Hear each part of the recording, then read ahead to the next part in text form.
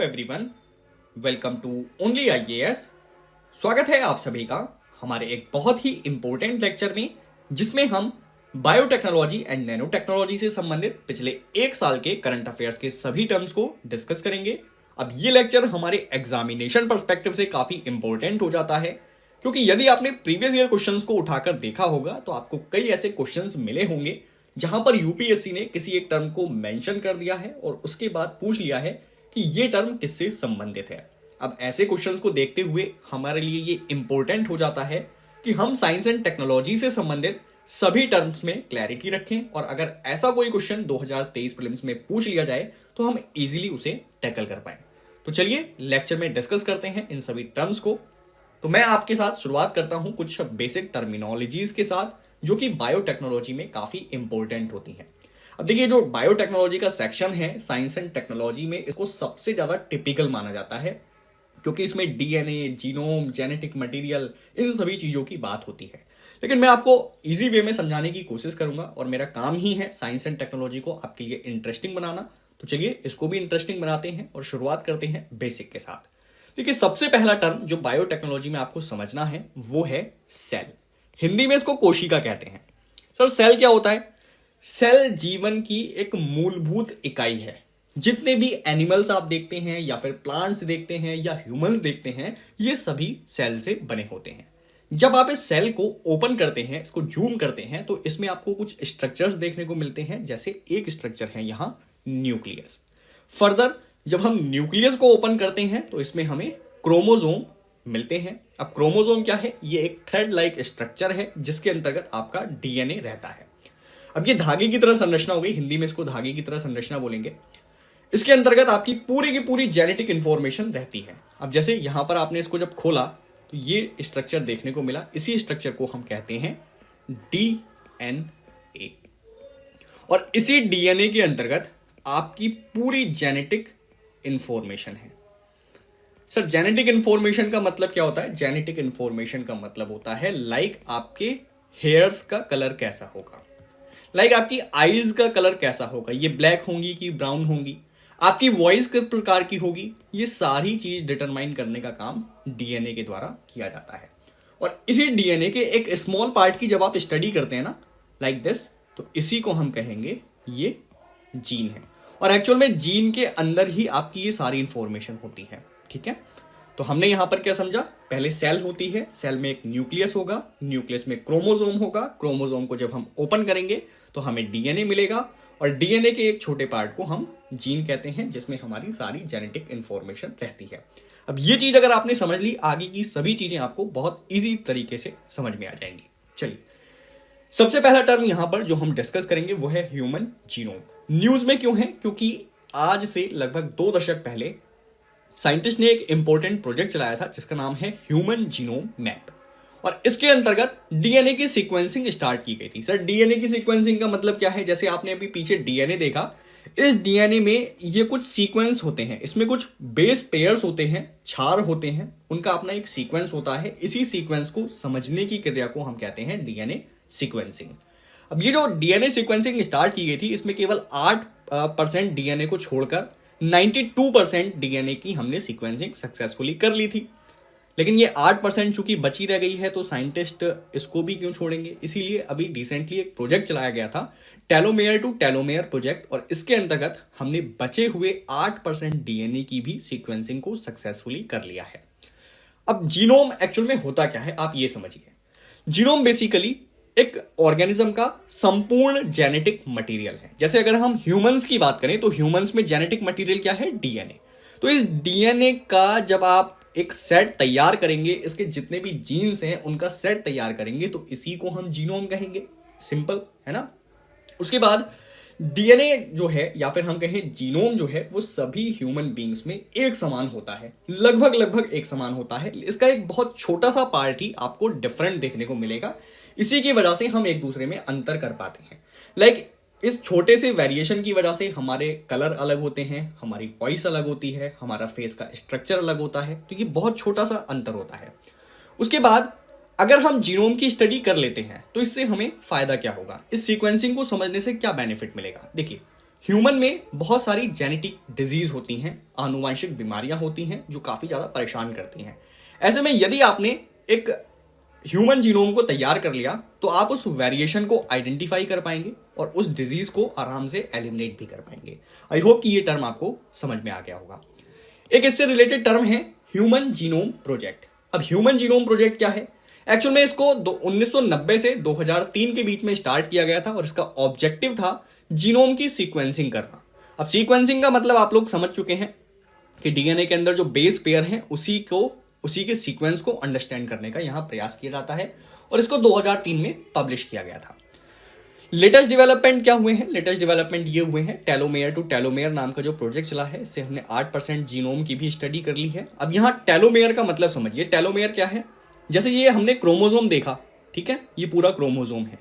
Chromosome का आप ये छोटा सा पार्ट देख रहे हैं ऊपर, इसी को कहते हैं टेलोमेयर, और नीचे भी ये पार्ट होता है। तो टेलोमेयर टू टेलोमेयर प्रोजेक्ट का मतलब है कि हमने यहां से लेकर यहां तक पूरे क्रोमोसोम की स्टडी अब फिनिश कर ली है। मतलब जो 8% बचा हुआ था ना, उसकी स्टडी भी हम खत्म कर चुके हैं। इसीलिए इसका नाम ये प्रोजेक्ट रखा गया है। अब यहां पर हमने एक न्यू जीनोम को फाउंड किया है जिसका नाम है T2T-CHM13। तो यहां पर जो जीन मिला है ना हमें, उसी को हम कह रहे हैं, ये जो जीन है इसी को हम नाम दे देते हैं T2T-CHM13। ओके, अब ये आपका टॉपिक यहां डन हो जाता है। उसके बाद एक नेक्स्ट रिलेटेड टर्म्स है जीनोमिक्स। अब जीनोमिक्स न्यूज में क्यों है? क्योंकि रिसेंटली WHO की साइंस काउंसिल ने एक रिपोर्ट जारी की है जिसका नाम है accelerating access to genomics for global health. और इस रिपोर्ट में WHO के द्वारा जीनोमिक्स टेक्नोलॉजी को डेवलपिंग कंट्रीज को देने की बात की गई है। अब जीनोमिक्स क्या होता है? सर आपने बहुत सारे सब्जेक्ट्स पढ़े होंगे, यूपीएससी में भी आप एक सब्जेक्ट पढ़ते हैं इकोनॉमिक्स। इकोनॉमिक्स क्या होता है? इसमें हम इकोनॉमिक एक्टिविटीज का अध्ययन करते हैं। उसी तरीके से जीनोमिक्स में हम कंप्लीट सेट ऑफ डीएनए यानी कि जो जीन है उनकी स्टडी करने की कोशिश करते हैं। ओके, तो genomics is the study of complete set of DNA, ठीक है। और इसी डीएनए के अंदर जितने भी आपके जीन्स आते हैं, इन्हीं की स्टडी को हम जीनोमिक्स कह देंगे। जीनोमिक्स के लिए हमारे इंडिया में बहुत सारे प्रयास किए जा रहे हैं, बहुत सारे प्रोजेक्ट चलाए जा रहे हैं। जैसे इसमें एक प्रोजेक्ट है जीनोम इंडिया प्रोजेक्ट। इसको डिपार्टमेंट ऑफ बायोटेक्नोलॉजी के द्वारा चलाया जा रहा है और इसमें जितने भी हमारे वेरिएशन हो रहे हैं इंडियन पीपल्स में, उस सभी को यहां स्टोर किया जाएगा। दूसरा प्रोजेक्ट है इंडिजेन प्रोग्राम। अब ये प्रीलिम्स में सीधे सीधे पूछे जा सकते हैं। इसको CSIR के द्वारा रन किया जा रहा है और इसमें हम इंडियन पॉपुलेशन के जीनोम को सीक्वेंस करने का प्रयास कर रहे हैं। एक और है INSACOG। अब इस प्रोजेक्ट के अंतर्गत हम SARS-CoV-2 यानी कोविड-19 वायरस में होने वाले म्यूटेशन को स्टडी कर रहे हैं। तो ये हमारे 3 प्रोजेक्ट हैं जो आपको जीनोमिक्स में ध्यान रखने हैं। तो ये टर्म भी आई होप कि आपको सही से समझ में आ गया होगा। नेक्स्ट टर्म है mRNA टेक्नोलॉजी। ये न्यूज में क्यों है? क्योंकि रिसेंटली एक वैक्सीन बनाने वाली कंपनी बायोलॉजिकल ई को world health organization technology transfer hub से mRNA टेक्नोलॉजी मिलने वाली है। सो हमें यहां समझना है कि आखिर ये mRNA टेक्नोलॉजी होती क्या है। तो सबसे पहले आप ये समझिए कि mRNA क्या होता है। mRNA को हम मैसेंजर RNA कहते हैं और जैसे कि इसका नाम ही सजेस्ट कर रहा है कि ये मैसेंजर है। जैसे आप लोग अपने फेसबुक मैसेंजर या फिर व्हाट्सएप मैसेंजर के माध्यम से अपनी इंफॉर्मेशन को दूसरे व्यक्ति के साथ शेयर करते हैं, उसी तरीके से हमारी बॉडी में बहुत सारे प्रोटीन का फॉर्मेशन होता है। जैसे आपके जो हेयर्स की ग्रोथ है, एक एग्जांपल देता हूं, आपके जैसे हेयर्स की ग्रोथ है, इस हेयर की ग्रोथ के लिए भी एक प्रोटीन रिस्पॉन्सिबल होता है जिसको आप केराटिन कहते हैं। अगर इस प्रोटीन का सिंथेसिस हमारी बॉडी में नहीं होगा तो ऐसे में हमारे हेयर्स की ग्रोथ भी नहीं होगी। अब यहां पर केराटिन बनने के लिए कोई ना कोई तो संदेश दे रहा होगा। तो ये मैसेंजर RNA के द्वारा संदेश दिया जाता है डीएनए को कि आपको केराटिन प्रोटीन का हमारी बॉडी में सिंथेसिस करना है। ओके, तो ये इस तरीके से काम कर रहा होता है। अब इसी मैसेंजर RNA टेक्नोलॉजी के माध्यम से हम अपनी सेल को इस प्रकार भी गाइड कर सकते हैं कि अगर हमारी बॉडी में कोई इन्फेक्शन हो जाए, कोई डिजीज हो जाए, तो उससे हमारी बॉडी प्रोटेक्ट रहे। ओके, आप पहले ही अपने mRNA के द्वारा बॉडी को ट्रेन कर सकते हैं कि अगर वायरस आएगा मेरी बॉडी में तो आप उसको पहले ही अटैक करके फिनिश कर देना। सिंपल चीज है। नेक्स्ट, यदि चैलेंजेस की बात करें तो इस टेक्नोलॉजी के साथ सबसे बड़ा चैलेंज ये आता है कि इसको स्टेबिलिटी मेंटेन करने के लिए ठंडा रखना पड़ता है, क्योंकि जब ट्रांसपोर्टेशन आप इसका करेंगे, इसका स्टोरेज करके रखेंगे, तो उसमें काफ़ी दिक्कत आती है, आपको लॉन्ग ट्रैवल करना पड़ता है। अगर टेम्परेचर ज़्यादा होगा तो ये टेक्नोलॉजी खराब हो जाती है, ये एक चैलेंज है। उसके बाद आप ये देखिए कि ये काम किस तरीके से करती है। तो सबसे पहले आप समझे कि वायरस हमारी बॉडी में किस प्रकार अफेक्ट करता है। जैसे यहां पर आप एक स्ट्रक्चर देख रहे हैं, ये कोविड का स्ट्रक्चर है, कोविड वायरस। अब इसके अंतर्गत आप यहां जो रेड कलर का स्ट्रक्चर देख रहे हैं, इसी को हम कहते हैं स्पाइक प्रोटीन। ठीक है, ये स्पाइक प्रोटीन है। अब स्पाइक प्रोटीन जब हमारी ह्यूमन सेल के कांटेक्ट में आता है, लाइक ये जो ब्लू कलर आप देख रहे हैं, ये पूरी हमारी ह्यूमन सेल है। अब जब ये ह्यूमन सेल के कांटेक्ट में आएगा, ये स्पाइक प्रोटीन है, जब ये कांटेक्ट में आता है तो ये इससे अटैच हो जाता है, हमारी सेल के साथ अटैच हो गया। और जैसे ही ये हमारी सेल के साथ अटैच होगा, सेल के अंदर इसका जाना बहुत ईजी हो जाएगा। तो ये हमारी सेल के अंदर एंटर कर जाता है अटैच होने के बाद। और जैसे ही ये हमारी सेल के अंदर एंटर हुआ, वैसे ही हमारी बॉडी एक इलनेस का शिकार हो जाती है। ठीक है, ये बात आपको समझ में आई कैसे वायरस हमें अफेक्ट करता है। अब मैसेंजर आरएनए टेक्नोलॉजी या मैसेंजर आरएनए वैक्सीन के माध्यम से हम कैसे इस प्रॉब्लम को सॉल्व कर सकते हैं। देखिए, मैसेंजर आरएनए वैक्सीन बनाने के लिए आपको सबसे पहले तो एक वायरस को लेना होता है। जैसे आपने कोविड-19 वायरस को ले लिया, फिर आपने क्या किया, उसके स्पाइक प्रोटीन का अध्ययन किया। अब इस स्पाइक प्रोटीन को बनाने के लिए कोई ना कोई मैसेंजर आरएनए तो काम कर रहा होगा ना। जैसे हमने देखा अभी केराटिन प्रोटीन बनाने के लिए हमारे बॉडी में एमआरएनए काम कर रहा है, उसी तरीके से एक एमआरएनए यहां भी स्पाइक प्रोटीन बनाने का काम कर रहा होगा। तो हम क्या करते हैं, हम इस एमआरएनए की एक कॉपी तैयार करते हैं लेबोरेटरी में। और जब आप इसकी कॉपी तैयार कर लेते हैं तो इसी को वैक्सीन के माध्यम से बॉडी में इंसर्ट करा दिया जाता है। अब ये सेल में इंसर्ट हो जाएगा। अब देखिए, हमने सिर्फ मैसेंजर आरएनए को बॉडी में इंसर्ट कराया, हमने पूरे वायरस को नहीं इंसर्ट कराया, इसलिए हमारी बॉडी इस वैक्सीन से अफेक्ट नहीं होगी, इलनेस हमारी बॉडी में क्रिएट नहीं होगी। अब जैसे ही ये एमआरएनए हमारी सेल में एंटर होता है, हमारी सेल इस स्पाइक प्रोटीन को बनाने लगती है। ठीक है, ये जो ऊपर आपने स्पाइक प्रोटीन देखा, इसको हमारी बॉडी बनाना स्टार्ट कर देगी। अब जैसे ही ये स्पाइक प्रोटीन बनना स्टार्ट हो जाएगा, हमारी सेल इसको फिर ब्लड में रिलीज कर देगी। और जब ये ब्लड में आएगा तो व्हाइट ब्लड सेल इसको रिकॉग्नाइज कर लेंगी कि ये हमारे बॉडी का पार्ट नहीं है, ये कुछ ना कुछ नया है जो बॉडी में हमें अफेक्ट करने की कोशिश कर रहा है। और जैसे ही व्हाइट ब्लड सेल इसको रिकॉग्नाइज करेगी, इसके अगेंस्ट वो एंटीबॉडीज का फॉर्मेशन करने लगेंगे। और जब एंटीबॉडीज का फॉर्मेशन हो जाएगा तो इनको यहां ब्लॉक कर दिया जाएगा। तो जैसे ही वायरस हमारी बॉडी में एंटर करेगा, तो वायरस के स्पाइक प्रोटीन के साथ ये एंटीबॉडीज आकर अटैच हो जाएंगी और इसका प्रभाव हमारी बॉडी में खत्म हो जाएगा और अब ये इलनेस क्रिएट नहीं कर पाएगा हमारे शरीर के अंदर। तो ये की लॉक मैकेनिज्म की तरह काम कर रहा होता है। जैसे मान लीजिए अगर स्पाइक प्रोटीन का स्ट्रक्चर इस प्रकार का है, तो आप क्या करेंगे, आप एंटीबॉडीज के माध्यम से कुछ इस प्रकार का स्ट्रक्चर बना देंगे और ये अब जो स्पाइक प्रोटीन है यहां पर आकर लॉक्ड हो जाएगा। और जब ये लॉक्ड हो जाएगा तो हमारी बॉडी में इलनेस नहीं होगी। ठीक है, आई होप कि आपको ये एमआरएनए वाला टॉपिक बिल्कुल क्लियर हो गया होगा। चलिए नेक्स्ट टॉपिक पर आते हैं, that is genetically engineered mosquito. अब जीएम मॉस्क्वीटो क्या होता है, जीई मॉस्क्वीटो क्या होता है, इस चीज को समझ लीजिए। और न्यूज में ये इसलिए है क्योंकि यूनाइटेड स्टेट में एक स्टडी की गई थी और इसमें जेनेटिक मॉडिफाइड मॉस्क्वीटो के माध्यम से मॉस्क्वीटो बोर्न डिजीज को कम करने की आशा व्यक्त की गई है। अब यहां पर ये काम किस तरीके से कर रही होती है, तो बेसिकली इस एक्सपेरिमेंट को करने के लिए हमारे साइंटिस्ट सबसे पहले एक जीन का फॉर्मेशन करते हैं। जैसे इसका नाम ही है ना, जेनेटिकली इंजीनियर्ड, मतलब यहां पर कुछ इंजीनियरिंग की जा रही है। और किसकी, जीन की इंजीनियरिंग की जा रही है। फिर इस जीन को हम किसी मच्छर में ट्रांसफर कर देते हैं और उसके बाद ये जीन फीमेल ऑफस्प्रिंग यानी जो मादा प्रजाति होती है, मादा संतानें होती हैं, उसको समाप्त करने का काम करती है।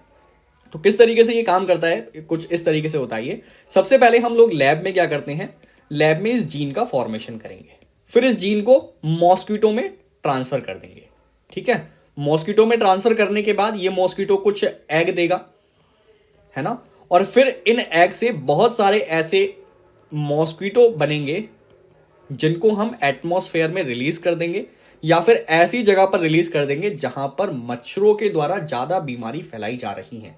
और जब ये वहां पर रिलीज किए जाएंगे तो ऐसे में फिर ये रिप्रोडक्शन करेंगे उधर जाकर, और जब उस पॉपुलेशन के साथ ये रिप्रोडक्शन करेंगे तो इनके अंदर जो जीन है वो जीन उस दूसरी पॉपुलेशन में ट्रांसफर हो जाएगा, और ट्रांसफर होने के बाद जितने भी आगे एग्स होंगे वहां पर फीमेल ऑफस्प्रिंग्स अपने आप ही समाप्त होने लगेंगी, मतलब जो मादा मच्छर हैं वो अपने आप मरने लगेंगी। ठीक है, तो ये इस प्रकार से कुछ काम करता है। हाँ, अब आप ये सोच सकते हैं कि सर ये तो मॉरल नहीं है, फीमेल के साथ ही क्यों इतना वो अत्याचार किया जा रहा है। लेकिन देखिए, फीमेल के साथ इसलिए किया जा रहा है क्योंकि इनके द्वारा ही एग दिए जाते हैं और मच्छर की पॉपुलेशन को बढ़ाने का काम किया जाता है, तो इन्हीं को समाप्त किया जा रहा है यहाँ पे।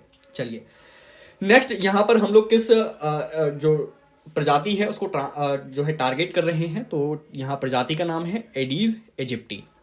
बहुत ही खतरनाक प्रजाति है ये। इसके द्वारा chikungunya, dengue, Zika, yellow fever, ये सारी बीमारियां फैलाई जाती हैं। तो हम इनकी मादा मच्छर को अगर किल कर देते हैं तो ऐसे में हम इन बीमारियों से आसानी से बचाव कर सकते हैं और हमें किसी भी इंसेक्टिसाइड को छिड़कने की जरूरत नहीं पड़ेगी। हम सीधे जेनेटिकल इंजीनियरिंग के माध्यम से इन सारी बीमारीज को कंट्रोल कर सकते हैं। ठीक है, आई होप कि आपको ये टॉपिक भी समझ में आ गया होगा। उसके बाद एक टर्म है सेरावावैक।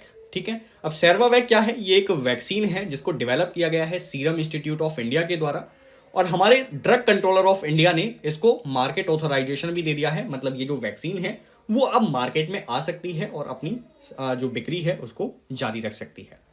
अब ये बेसिकली है क्या? देखिए, ये भारत की पहली क्वाड्रीवैलेंट ह्यूमन पैपिलोमा वायरस वैक्सीन है। अब ये जो ह्यूमन पैपिलोमा वायरस आप देख रहे हैं, ये एक ऐसा वायरस है जो कि सेक्सुअल एक्टिविटीज के दौरान ट्रांसफर होता है ना। अब ये क्वाड्रीवैलेंट क्यों है? क्वाड्रीवैलेंट का मतलब है इसमें हमने एचपीवी के 4 वेरिएंट्स को शामिल किया हुआ है, जिसमें एचपीवी 6 है, 11 है, 16 है और 18 है। इसीलिए क्वाड्रीवैलेंट ह्यूमन पैपिलोमा वायरस वैक्सीन इसका नाम रखा गया है। तो मतलब अगर ये चारों टाइप्स अगर किसी की बॉडी में अफेक्ट कर रहे हैं तो एक ही वैक्सीन से आप इन सभी को किल कर सकते हैं, इनका समाधान कर सकते हैं। ठीक है, इतनी बात समझ में आई। अब ये जो वैक्सीन है ये क्या करती है? बेसिकली ये विमेंस को प्रोटेक्ट करने का काम करती है सर्वाइकल कैंसर से, और सर्वाइकल कैंसर बहुत ज्यादा बड़ी बीमारी है और भारत में ये कैंसर की वजह से जो महिलाओं की मृत्यु होती है उसमें दूसरा सबसे बड़ा रीजन सर्वाइकल कैंसर होता है। ठीक है, तो काफी ज्यादा सीरियस प्रॉब्लम है ये। अब इस वैक्सीन को किस तरीके से बनाया गया है? इस वैक्सीन को वायरस लाइक पार्टिकल्स के अंतर्गत बनाया गया है। सो बेसिकली होता क्या है, जैसे अभी हमने स्पाइक प्रोटीन की बात की थी थोड़ी देर पहले, उसी तरीके से हम वायरस लाइक पार्टिकल्स को बनाते हैं। लाइक जैसे ये वायरस आपको दिखाई दे रहा होगा, इसी वायरस की तरह हम एक न्यू पार्टिकल बनाएंगे ऐसे। ये एक्चुअल में वायरस तो नहीं है, ये वायरस की तरह ही दिखने वाला एक पार्टिकल होगा और इसको हम बॉडी में इंसर्ट करा देते हैं। फिर जब बॉडी में इसको इंसर्ट किया जाएगा तो हमारी बॉडी रिकॉग्नाइज कर लेगी कि बाहर से कोई चीज हमारी बॉडी में आ चुकी है, और ऐसे में हमारी बॉडी एंटीबॉडीज बनाना शुरू कर देगी और फिर हम इस प्रॉब्लम से आसानी से निपट सकते हैं। तो ये किस पर वर्क करती है? ये वायरस लाइक पार्टिकल्स टेक्नोलॉजी पर वर्क करती है। सेम चीज होती है हेपेटाइटिस बी वैक्सीन को बनाने में भी, और इसमें हम टारगेट किसको करते हैं? L1 प्रोटीन को टारगेट करते हैं। जैसे आपने अभी कोविड-19 वाला देखा था, उसमें हम स्पाइक प्रोटीन को टारगेट करके जो है उसको खत्म कर रहे थे। उसी तरीके से हम यहाँ पर L1 प्रोटीन को टारगेट करके सर्वाइकल कैंसर को बढ़ाने वाले वायरस को टारगेट करते हैं। ठीक है, अब यहाँ पर सर्वाइकल कैंसर अब हम डिस्कस कर ही रहे हैं, तो यहाँ पर देख लीजिए इमेज में किस तरीके से ये होता है। सर्वाइकल जो है, जो आपका बॉडी में सर्विक्स होता है, वो यूटेरस का निचला भाग होता है जो वेजाइना से कनेक्ट होता है। ठीक है, तो यहाँ पर ये कैंसर जनरेट होता है और ये बहुत बड़ी समस्या बन जाता है। धीरे धीरे इससे विमेंस की मृत्यु तक हो सकती है, तो काफी सीरियस चीज है ये। तो ये हमने डिस्कस किया सर्वाइकल कैंसर। उसके बाद नेक्स्ट टॉपिक है कॉर्निया। अब कॉर्निया न्यूज में क्यों है? देखिए, कॉर्निया सबसे पहले तो आप ये समझिए कि कॉर्निया है क्या, उसके बाद हम देखते हैं कि ये न्यूज में क्यों है।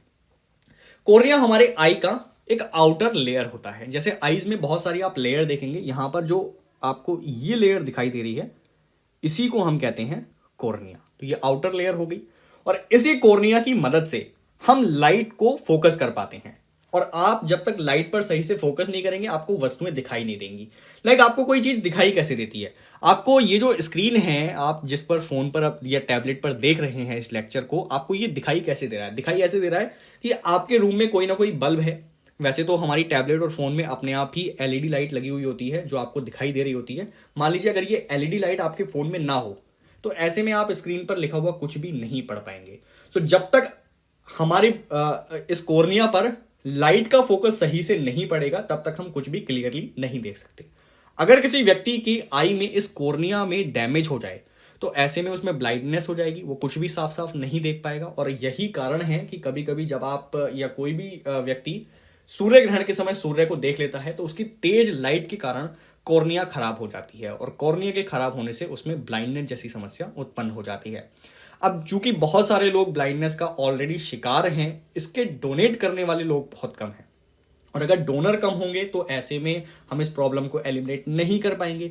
इसी का एक ऑल्टरनेटिव फाइंड किया है हमारे रिसर्चर्स ने, और इन्होंने एक बायो इंजीनियर्ड कॉर्निया का निर्माण किया है। अब ये जो बायो इंजीनियर्ड कॉर्निया है इसको लेबोरेटरी में बनाया जाएगा, और ये किससे बना है? ये कोलाजन से बना है। सर कोलाजन क्या होता है? Collagen again it is a protein. जैसे हमारे हेयर्स के बनने के लिए केराटिन प्रोटीन की आवश्यकता होती है, उसी तरीके से हमारी स्किन को बनाने के लिए कोलेजन की आवश्यकता होती है। सो ऐसे में ये जो कॉर्निया है इसको भी कोलेजन की मदद से ही बनाया जाता है, और इस कोलेजन को हम कहां से प्राप्त कर रहे हैं? इसको हम पिग स्किन यानी जो सुअर होते हैं उनकी स्किन से प्राप्त करेंगे। तो यही हमारे रिसर्चर्स ने एक सक्सेसफुल इसका ऑल्टरनेटिव डेवलप कर लिया है जो काफी ज्यादा बेनिफिशियल है, और ये कॉस्ट इफेक्टिव रहेगा। इसमें डोनर की आवश्यकता आपको नहीं होगी, तो इजीली किसी भी व्यक्ति में हम कॉर्निया का ट्रांसप्लांट कर सकेंगे। सो ये काफी ज्यादा एक प्रोग्रेसिव स्टेप है। तो कॉर्निया आपने यहां पर टॉपिक आई होप कि अच्छे से समझ लिया है। उसके बाद नेक्स्ट टॉपिक है CRISPR technology. Sir CRISPR technology क्या है? देखिए 10 साल पहले ये टेक्नोलॉजी आई थी और इसने ह्यूमन लाइफ को काफी ज्यादा इंप्रूव कर दिया, काफी ज्यादा चेंज कर दिया ह्यूमन लाइफ को, और इससे हमने बहुत सारी जेनेटिक प्रॉब्लम्स को सॉल्व कर दिया है। क्रिस्पर का फुल फॉर्म क्या होता है? क्रिस्पर का फुल फॉर्म है clustered regularly interspaced short palindromic repeats. तो पहली चीज तो हो गई ये। उसके बाद ये एक्चुअल में करता क्या है? सर ये बेसिकली एक जीन एडिटिंग टेक्नोलॉजी है। जीन एडिटिंग का मतलब है जीन को एडिट करना, उसको रिमूव करना या जीन के किसी पार्ट को रिप्लेस करना। ये सभी काम क्रिस्पर टेक्नोलॉजी के माध्यम से किए जाते हैं, और ये एक नेचुरल मैकेनिज्म है, तभी सबसे बढ़िया है। इसके अंतर्गत जैसे कोई बैक्टीरिया है, बैक्टीरिया में मान लीजिए किसी वायरस ने कोई इन्फेक्शन क्रिएट करने की कोशिश की, तो बैक्टीरिया खुद ही उस वायरस के अगेंस्ट अटैक करना स्टार्ट कर देता है एक प्रोटीन के माध्यम से, जिसको हम Cas9 प्रोटीन कहते हैं। सो बेसिकली जितना भी काम ये आपके डीएनए में हो रहा होता है ना, ये प्रोटीन की वजह से ही हो रहा है। तो उसी तरीके से क्रिस्पर टेक्नोलॉजी में जिस प्रोटीन को हम यूज कर रहे हैं वो Cas9 प्रोटीन है। ये Cas9 प्रोटीन क्या करता है? आपके डीएनए के किसी एक पार्ट में जाकर अटैच हो जाता है। ठीक है, ये कैंची की तरह एक स्ट्रक्चर है, और ये जैसे ही यहां अटैच होगा ये इस पार्ट को काट कर अलग कर देगा। ठीक है, तो इसको हमने अपने हाथ में यहां पर निकाल लिया। हालांकि ये इतना बड़ा नहीं होता है कि आप इसको हाथ में निकाल पाए, लेकिन लेबोरेटरी में ये सारे फंक्शंस किए जाते हैं। सो आई होप क्रिस्पर टेक्नोलॉजी आपको समझ में आ गई। इसको हम यूज क्यों करते हैं? क्योंकि बहुत सारे जेनेटिक डिसऑर्डर हो जाते हैं अगर डीएनए में कहीं भी कोई प्रॉब्लम हो जाए तो मान लीजिए किसी डीएनए में जैसे एचआईवी एड्स की प्रॉब्लम लेते हैं, तो एचआईवी एड्स में प्रॉब्लम क्या होती है? आपके डीएनए में एक छोटे से पार्ट में एचआईवी एड्स के जो जेनेटिक मटेरियल है या फिर जो जेनेटिक इंफॉर्मेशन है वो आपके डीएनए के साथ अटैच हो जाती है, और हमने आइडेंटिफाई कर लिया कि डीएनए के इस पार्ट में एचआईवी से संबंधित इंफॉर्मेशन है और इसे हमें रिमूव करना है। तो आप क्या करेंगे? इस Cas9 प्रोटीन को यहां यूज करेंगे, और Cas9 प्रोटीन इस पूरे भाग को काटकर अलग कर देगा। अब आप बोलेंगे सर डीएनए में से ये पार्ट काट के अलग कर दिया तो डीएनए तो खराब हो गया। फिर डीएनए में अपने आप को रिपेयर करने की क्षमता होती है। ठीक है, तो हम यहां पर जब इसको काटकर अलग करते हैं तो डीएनए अपने आप को रिपेयर करना स्टार्ट कर देता है। ठीक है, ये बात ध्यान रखिएगा जो मैं आप समझा रहा हूं, ये अपने आप को रिपेयर करना स्टार्ट कर देता है। और जब ये रिपेयर करना स्टार्ट करता है तो इसी रिपेयरिंग की प्रोसेस के दौरान हम इसमें कुछ मॉडिफिकेशन भी कर सकते हैं। अगर आप कुछ मॉडिफिकेशन कराना चाहते हैं तो ये मॉडिफिकेशन संभव है इस रिपेयरिंग के दौरान। ठीक है, अपनी तरफ से आप कुछ इनपुट डाल दीजिए। अब ये जो रिपेयरिंग चल रही होती है ये भी किसकी मदद से चलेगी? अगेन सर आंसर होगा mRNA, क्योंकि मैसेंजर आरएनए ही आपको बताएगा कि आपको किस चीज की आवश्यकता है, आपको रिपेयरिंग किस तरीके से करनी है। तो आप एक बाहर से एमआरएनए को इंसर्ट करके किसी न्यू इंफॉर्मेशन को भी तो यहां पर सेंड कर सकते हैं और फिर उसी न्यू इंफॉर्मेशन के अकॉर्डिंग आपके इस पार्ट का फॉर्मेशन हो जाएगा। सो इस तरीके से क्रिस्पर टेक्नोलॉजी काम कर रही होती है। एप्लीकेशन कहां कहां हो सकते हैं, आप इसको जेनेटिक डिफेक्ट में उसको सॉल्व करने के लिए यूज कर सकते हैं, आप किसी डिजीज को स्प्रेड होने से बचा सकते हैं, आप यहां पर क्रॉप्स को रेजिलियंस बना सकते हैं, लाइक टॉलरेंट बना सकते हैं हर्बिसाइड के प्रति, या फिर किसी भी और तरीके की जैसे सॉल्ट के प्रति आप टॉलरेंट बना सकते हैं उसको। तो ये सारे एप्लीकेशन होते हैं जेनेटिक इंजीनियरिंग या फिर क्रिस्पर कास9 टेक्नोलॉजी के। आई होप कि आपको ये टॉपिक समझ में आया। नेक्स्ट टॉपिक है chimeric antigen receptor T cell. इसको हम शॉर्ट फॉर्म में कार टी सेल के नाम से भी जानते हैं और इसको टी थेरेपी भी कहा जाता है। ये न्यूज में इसलिए है क्योंकि भारत के पहले इंडिजिनसली डेवलप्ड टी थेरेपी को कैंसर पेशेंट के लिए बहुत अच्छा माना जा रहा है और जब हमने इसको कैंसर पेशेंट पर अप्लाई किया तो इसके रिजल्ट भी काफी अच्छे हमें देखने को मिले। तो यहां आपको जानना है कि आखिर ये कार टी सेल होती क्या है। देखिए, आप सभी जानते हैं कि जो हमारी ह्यूमन बॉडी है वो कई सारे सेल से मिलकर बनी होती है और इसमें हम कई तरह के एग्जाम्पल ले सकते हैं, सेल के अलग अलग टाइप ले सकते हैं। जैसे एक आपने सुना होगा आरबीसी, रेड ब्लड सेल, उसी तरीके से व्हाइट ब्लड सेल्स होती हैं। इसी तरह आपकी बॉडी में इम्यून सेल भी होती हैं और जब हम इम्यून सेल के किसी एक स्पेसिफिक टाइप की बात करते हैं तो उसमें आप कार टी सेल का नाम ले सकते हैं। So car T cell basically कुछ नहीं है, ये आपके इम्यून सेल ही होते हैं और इसको हम जेनेटिकली इंजीनियर करके, मतलब लैब में इसमें कुछ इंजीनियरिंग करके, इसमें कुछ मॉडिफिकेशन करके कैंसर से फाइट करने के लिए उपयोगी बना सकते हैं। ठीक है, तो कार टी सेल थेरेपी में हम बेसिकली थर्ड और सेकंड लाइन के ट्रीटमेंट को सक्सेसफुल करते हैं। जैसे अक्सर किसी व्यक्ति को जब कैंसर होता है तो उसको अलग अलग लाइन ऑफ ट्रीटमेंट दिए जाते हैं। जैसे पहला होता है प्राथमिक ट्रीटमेंट, जिसको हम फर्स्ट लाइन ऑफ ट्रीटमेंट कहते हैं। जब ये फेल हो जाता है, मान लीजिए किसी भी वजह से ये असरदार नहीं रह पाए या फिर इस ट्रीटमेंट में निगेटिव इंपैक्ट हमें देखने को मिले, तो ऐसे में आपको सेकेंड लाइन ट्रीटमेंट या फिर थर्ड लाइन ट्रीटमेंट प्रोवाइड किया जाता है। ओके, अब ये देखिए काम किस तरीके से करती है। कार टी सेल थेरेपी में सबसे पहले हम जो प्रभावित व्यक्ति है जिसे कैंसर हुआ हो उसके बॉडी से ब्लड को निकालते हैं।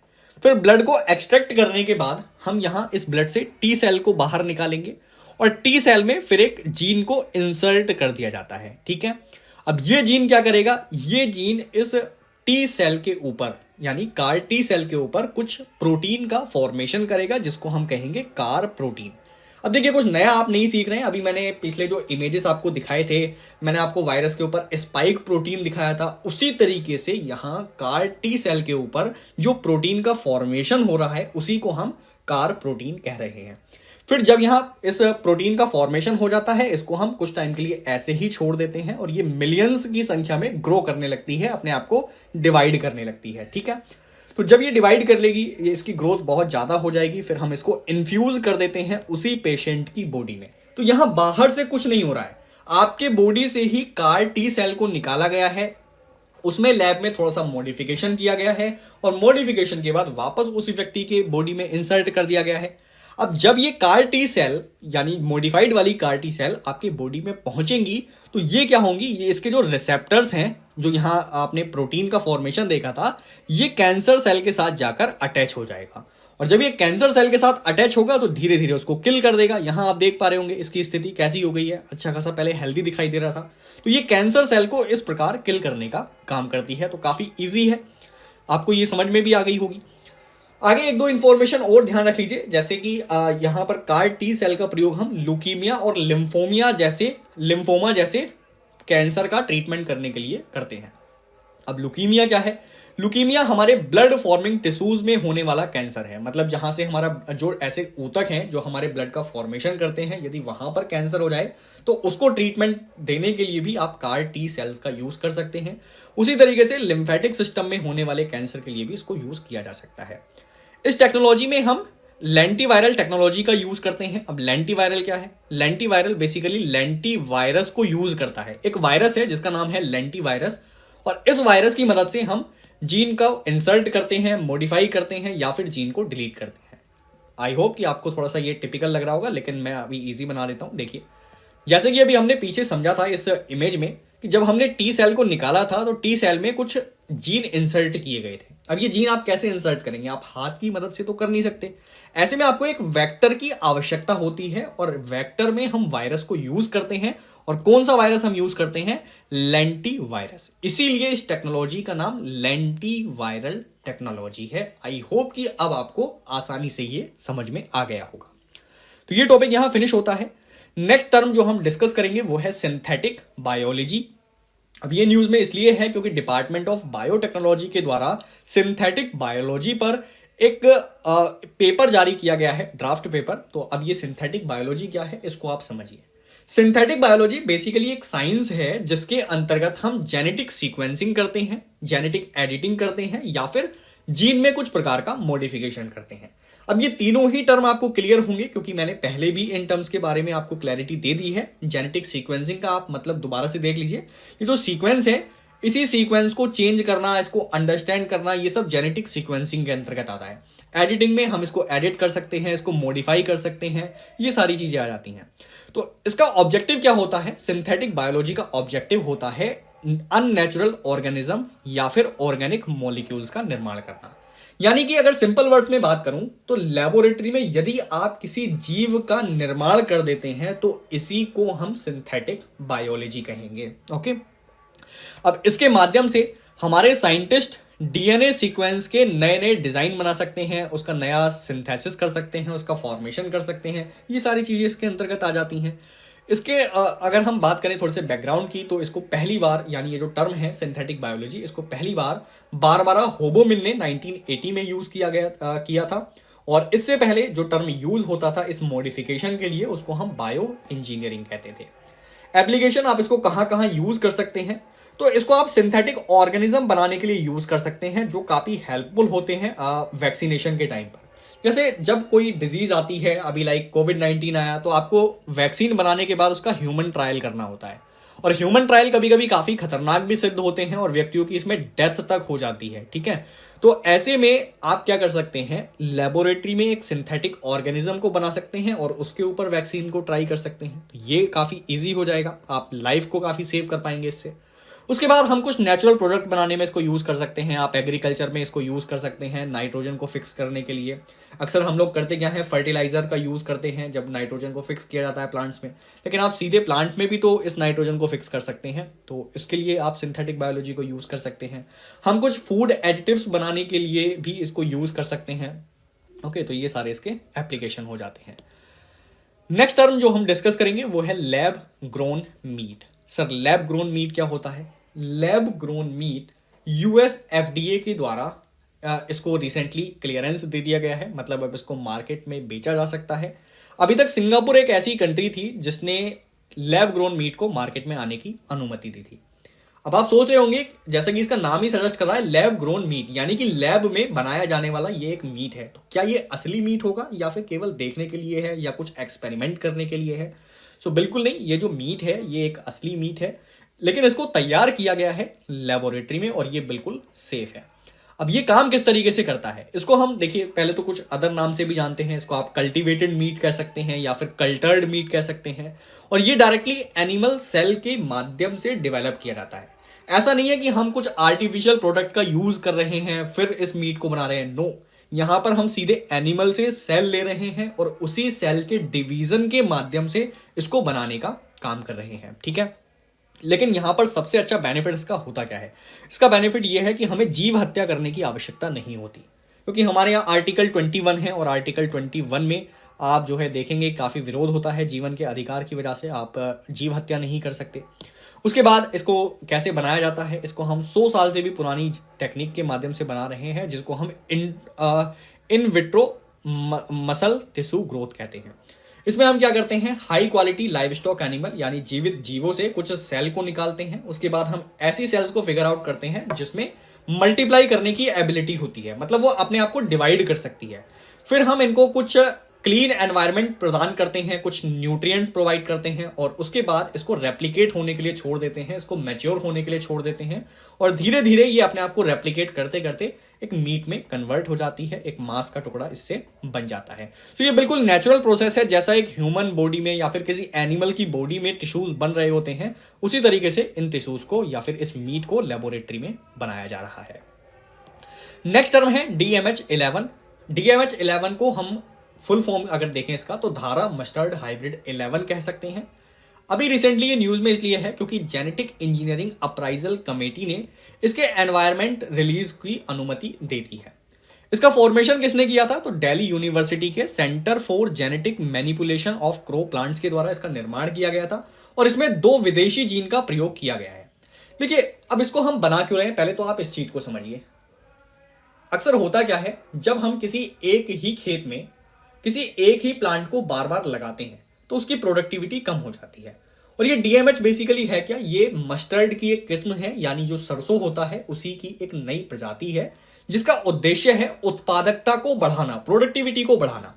सो अगर हम मान लीजिए जैसे आपने खेत में एक सरसों का बीज बोया, अब उसी सरसों से जो प्लांट बना, जो छोटा पौधा बना, उसी पौधे से प्राप्त बीज को यदि आप उस खेत में दोबारा से इस्तेमाल करेंगे तो प्रोडक्टिविटी नहीं आएगी।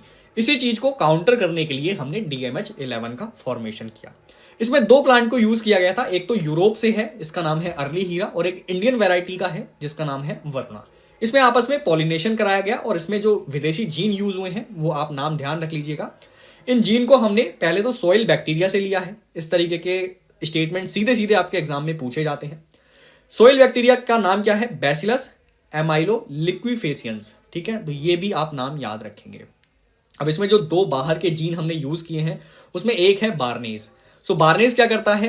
पोलन के प्रोडक्शन को रोकता है और इसको मेल स्टीराइल बनाता है। देखिए, मस्टर्ड के पौधे में प्रॉब्लम पता है क्या होती है? इसका जो फ्लावर होता है, जो फूल होता है, उसके 2 भाग होते हैं। एक होता है मेल पार्ट और एक होता है फीमेल पार्ट। मतलब एक ही फूल के अंदर, एक ही फ्लावर के अंदर दोनों पार्ट हैं, मेल पार्ट भी और फीमेल पार्ट भी। और इसी वजह से यहां पर इसमें सेल्फ पोलिनेशन हो जाता है, हिंदी में कहेंगे स्वपरागण। ठीक है, और सेल्फ पोलिनेशन की वजह से आप जानते हैं कि इसकी प्रोडक्टिविटी भी कम रहेगी और इसी चीज को हमें काउंटर करना है। तो सबसे पहले हम क्या करेंगे? इसको मेल स्टीराइल बनाएंगे। मतलब ये जो मेल पार्ट है ये पॉलन फॉर्मेशन ना कर पाए, ऐसे जीन का हमने इसमें इस्तेमाल किया है। तो जब यहां पर पॉलेंस ही नहीं बनेंगे तो फीमेल जो है वो यहां पर किसी जो इसका सेल्फ पोलिनेशन कर रही थी वो सेल्फ पोलिनेशन यहां हो नहीं पाएगा।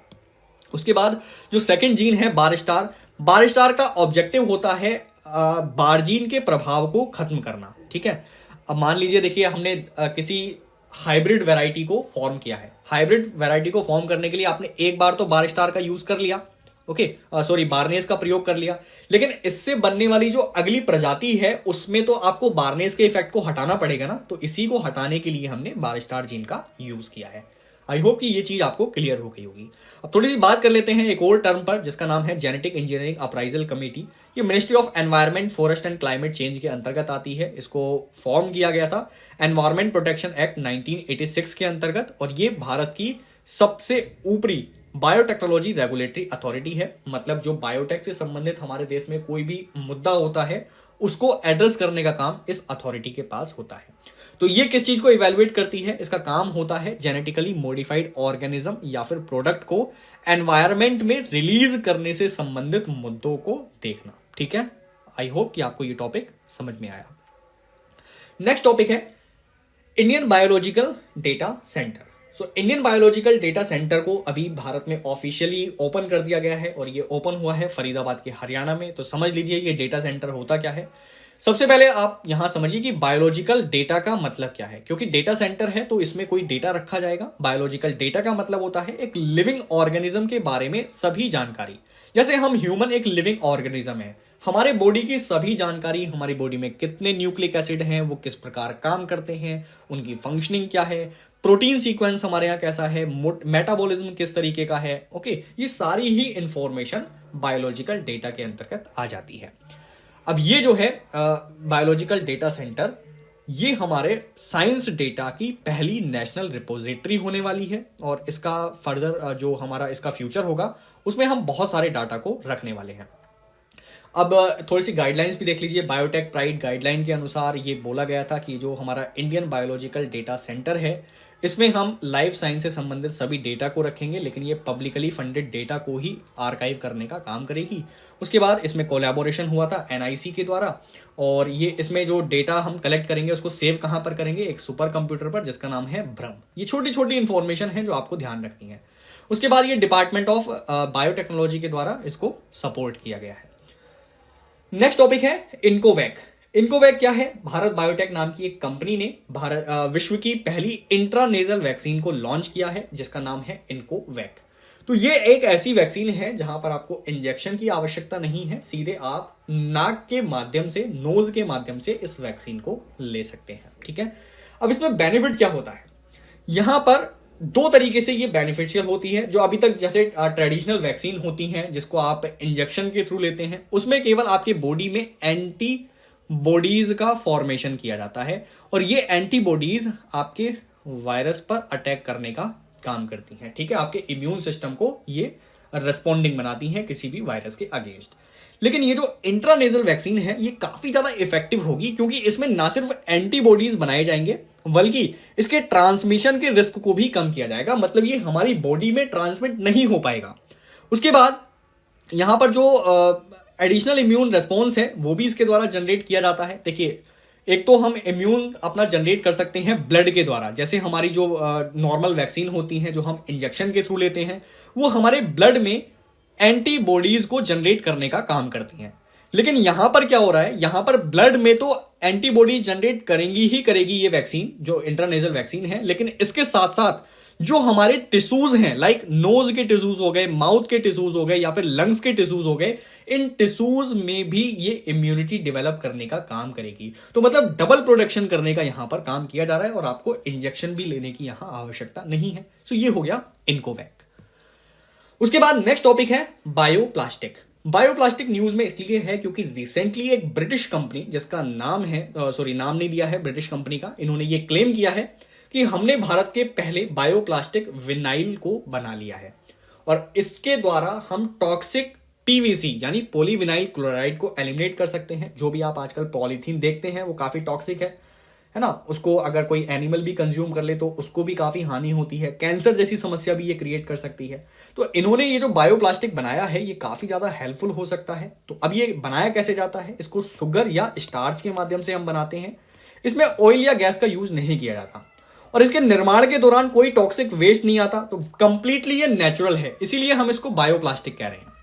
उसके बाद ये 100% बायोडिग्रेडेबल होगा, मतलब आप इसको एक बार यूज करेंगे तो यूज करने के बाद ये पूरी तरीके से अपने आप डिग्रेड हो सकता है, किसी को भी ये हानि नहीं पहुंचाएगा।